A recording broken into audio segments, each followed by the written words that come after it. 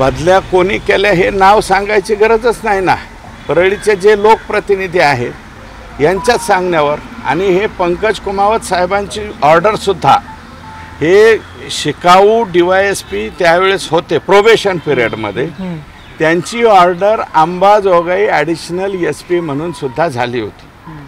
ती एका दिवसामध्ये मवियाचं सरकार होतं, मवियाच्या सरकारमधून एका दिवसामध्ये त्यांची बदली लगेच अमरावतीला त्या ठिकाणी केली गेली. आणि जर पंकज कुमावत त्या ठिकाणी राहिले असते तर हे जे सगळंच काही चक्री, गुडगुडी, बोगस दारू, गांजा, जे पाहिजे ते सगळं त्या ठिकाणी मिळतं तीर्थस्थानाच्या ठिकाणी. आणि हे सगळं जे आहे ते बंद झालं असतं. हे जे उन्माद ह्या लोकांच्यामध्ये आला, उत्पात केला, इकडं मर्डर झालेत किती. बापू आंधळे गेला, ते बंडू गीते मुंडे, एक गीते पोरगा गेला, आणि आता महादेव मुंडेंना मारून टाकलं. आणि त्याच्यानंतर सगळ्यात शेवटी संतोष देशमुखांचा खून करण्यात आला. म्हणजे हे अगोदर बरेचसे खून जे आहेत ते पचल्यामुळं खून एकाने करायचा, आरोपी दुसरा करायचा, जेलमध्ये तिसरा घालायचा, हे असं सगळं जे आहे. आणि याच्यामध्ये 100% काही पोलीस अधिकारी, त्यांचीसुद्धा नावं आम्ही माननीय साहेबांना सांगितले, त्यांचे फोन आणि त्यांचेसुद्धा कॉल डिटेल चेक करावेत, अशा प्रकारची मागणी केली. चालू आहे अण्णा प्रकरणामध्ये आपण संतोष देशमुख प्रकरणामध्ये आपण जर पाहिलं तर धनंजय मुंडे यांचा राजीनामा जो आहे तो झाला होता, परंतु पुन्हा एकदा आपण माणिकराव कोकाटे यांचं कृषी खातं कुठेतरी जात आहे आणि लॉबिंग करताना पुन्हा दिसतात मंत्रिपदासाठी. असं काही वाटत नाही, मला असं काही वाटत नाही. त्यांचा तो आटोकाट प्रयत्न चालू असेल, परंतु यांना घेतलं तर सरकारच्या वरतीसुद्धा काही प्रश्न त्या ठिकाणी निर्माण होणार आहेत. हे एक संतोष देशमुख झालं, आता हे आहे बापू आंधळेचं प्रकरण पेंडिंग आहे. बापू आंधळेचा खून कोणी केला आहे, नावं कोणाचे घेतले, हे सगळं हे व्हायला लागलं ना. आता तो जो गीते आहे त्याच्या सौभाग्यवतीने मला वाटतं हे सगळं सांगितलंय. वारंवार धनंजय मुंडे जे आहेत मुख्यमंत्र्यांची भेट घेतात. आज अजितदादा सुद्धा ते त्यांचं काम आहे, ते भेटतील. अजितदादा भेटले असतील, मला वाटतं दादांचं वेगळं काम असेल. मुंडे वारंवार भेटतात, ते भेटायचं काम आहे त्यांचं, ते भेटतील. आम्हाला त्याच्याबद्दल काहीच बोलायचं नाही. शेवटी तो त्यांच्या पक्षाचा प्रश्न आहे. परंतु हे सगळं जे घडतंय, संगीत दिघोळेपासून आता हे महादेव मुंडेपर्यंत एकूण मर्डर 13 का 14 झालेत तिथं आत्तापर्यंत. आणि हे सगळे जे कोणाच्या भोवती घुटमळतंय याचाही विचार करण्याची आवश्यकता आहे. 13 ते 14 मर्डर झालेले आहेत, एवढे 13 ते 14 मर्डर झाले. 2 मर्डरचं आतापर्यंत आपल्याला निदान यशस्वी आपण झालेले आहे, यश मिळालेलं आहे. तर काय वाटतंय बाकीच्या मर्डरच्या संदर्भात देखील एक संयुक्त चौकशी व्हायला पाहिजे. 100% व्हायला पाहिजे. त्या सुद्धा फायली उघडले पाहिजे. अजून ते आंधळेचं बापू आंधळे जो आहे सरपंच, त्याच्यावरती नेमक्या गोळ्या कोणी झाडल्या, त्याचे नावं कोणी घेतले, तो एक बालाजी गीते का काय नाव आहे, तो बालाजी मुंडे नावाच्या व्यक्तीची हत्या करण्यात आली. त्याच्यात त्याचा ड्रायव्हर आरोपी करून ठेवलाय.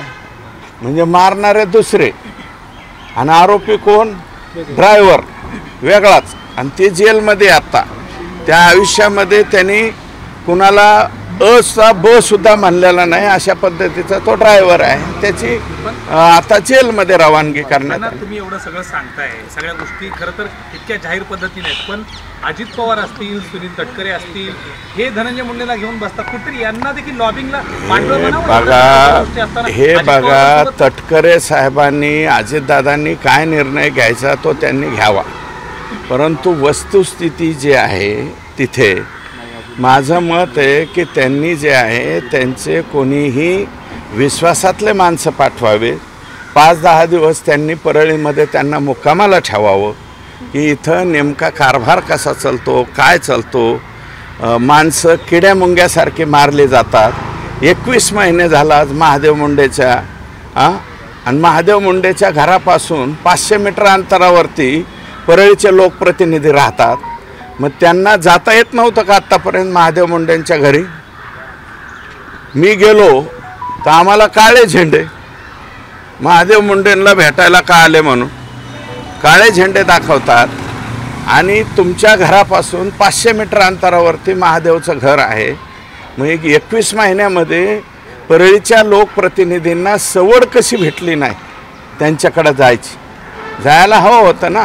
तुम्ही अजित पवारांनी किंवा कुणीतरी विश्वासातलं माणसं पाठवा असं म्हणताय. तुम्ही सरकारमध्ये आहात, तुम्ही माहिती सदस्य आहात, तुमच्यावर विश्वास नाही अजित पवार? आमच्यावरती विश्वास आहे ना. आम्ही बी बोलू ना काय जे चाललेलं आहे. आता माणिकराव कोकाटेंच्या बाबतीत ठराविक कोण कोण बातम्या बनवतोय, काय बनवतोय, हे सगळ्या चाले आम्हाला कळतात ना. कोण रोज चालवतोय, माणिकराव कोकाटेंच्या तालुक्यात जाऊन कोण मुलाखती घेते, तिथं कोण उपोषणाला बसलेलं आहे, त्याची दखल कोणती TV घेते, काय घेते, याचं आम्हाला ज्ञान आहे. मला वाटतं हे माणिकराव कोकाटेंनीच बघावं. हां, ते ह्याचे म्हणजे ह्याचे लातूरचे जे पोरगा आहे ज्याला मारहाण झाली त्याची मुलाखत कोण घेते, जरा तपासून बघा ना. त्याच्यावरून कळतंय ना हे आयडिया कोणाचे आहेत, डाव कोणाचे आहेत, गेम कोणाचे आहेत. अण्णा, तुम्ही खालच्या म्हणजे दुसऱ्या फळीतल्या पोलीस अधिकाऱ्यांवर सुद्धा आरोप केले होते की SP बदलले पण खालची यंत्रणा अजूनही त्याच मानसिकतेमध्ये काम करते. हो, आता CM साहेबांनी सांगितलंय की असे जे कोणी लोक आहेत चुकीचे ते तांदळाच्या खड्यासारखे वेचून बाजूला काढा आणि काही लोकांना बीड जिल्ह्याच्या बाहेर सुद्धा पाठवण्याचा निर्णय त्यांनी घेतला. मुख्यमंत्र्यांनी सांगितलंय की पूर्ण गुन्हेगारी जी आहे ती आम्ही मुळासकट उकळून टाकू. हे बघा, आता काही प्रमाणात श्वास परळीतल्या लोकांनी सोडलेला आहे, निश्वास. थोडंसं आता परळीमध्ये जे मोठमोठ्याल्या गाड्या आहेत, बुलेट ज्याचं सायरन फोर मोठ्यामध्ये वाजत होतं ते आता वाजायचं कमी झालं आहे. पांढऱ्या शिफीत गाड्या ज्या हिंडवायच्या, हॉर्न वाजवायचे, कोणाच्या बी अंगावर घालायच्या, असे काही प्रकार जे आहेत ते आता जरा थोडेसे थांबले आहेत आणि थोडीशी सुटका परळीच्या झाली. आता एकदा महादेव मुंडेंच्या या प्रकरणाचा तपास लागला 100% हे काही लोकांच्यावरती मोका लागला आहे. यातलेच महादेव मुंडेंच्या आणि हे बघा 3 घटना एक सलग 3 दिवस केलेल्या आहेत ह्या लोकांनी.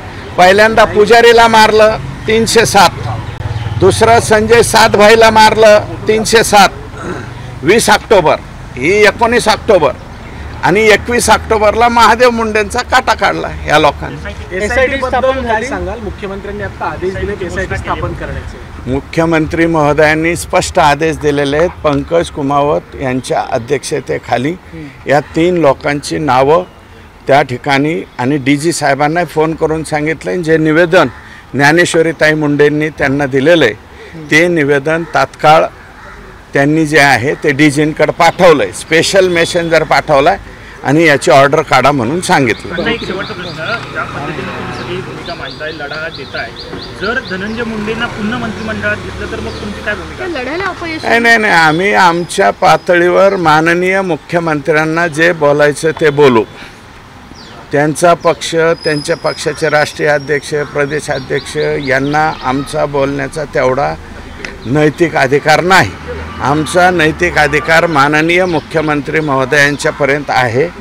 हे जे लोक अतिशय चुकीच्या पद्धतीने वागतात त्यांच्या स्वतःच्या मतदारसंघामध्ये इतक्या निर्घुणपणे एका पाठोमागे एक बालाजी मुंडे, बापू आंधळे, महादेव मुंडे, संतोष देशमुख याच्यामध्ये बी यांचेच सगळं सांभाळणारे माणसं आहेत. त्याच्यामुळं आणि जे हे आणि ते माझाच माणूस आहे म्हणणारे यांनाच परत जर संधी द्यायची असेल तर त्या बाबतीमध्ये आम्ही मुख्यमंत्री महोदयांना बोलू.